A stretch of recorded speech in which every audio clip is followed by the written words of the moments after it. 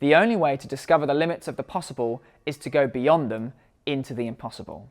Following on from concepts developed by American scholar Amy C. Edmondson in her book, The Fearless Organization, Google ran some research into the characteristics of successful teams in their organization.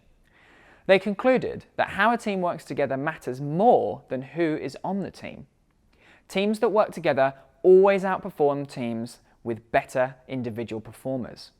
They reported that so-called safe teams outperform others by 2 to 1.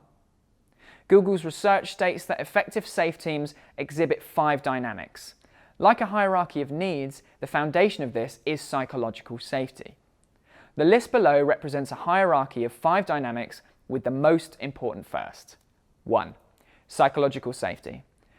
This is considered the foundation of any successful team. Can you be human and authentic and be your whole self in the team? Do teammates feel safe to take risks and be vulnerable in front of each other? Number 2 is dependability.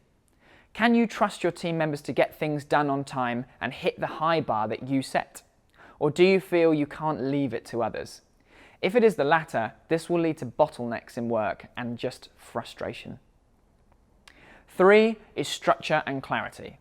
Does the team have clear goals, plans, and roles? The roles must be structured, but not too structured to stifle change. Number 4 is meaning. Is their work personally important to them?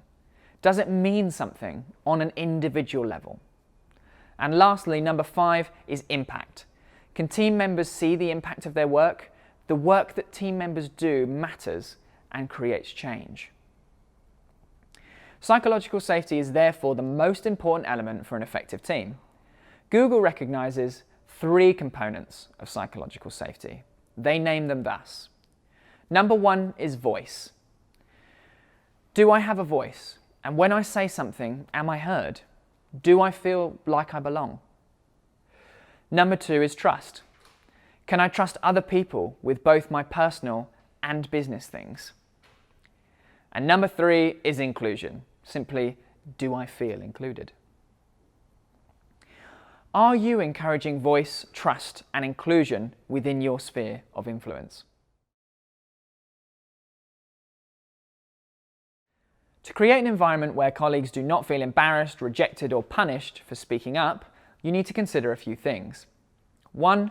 Admit your own fallibility. Let people know that you don't know everything so that they feel welcome to contribute. Number 2.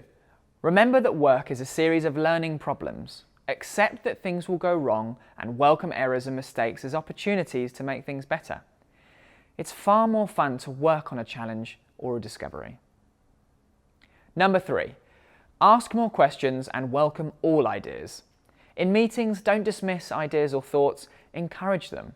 Instead of, how can we make that happen, invite more contributions from everyone. And of course, maintaining this environment is not easy.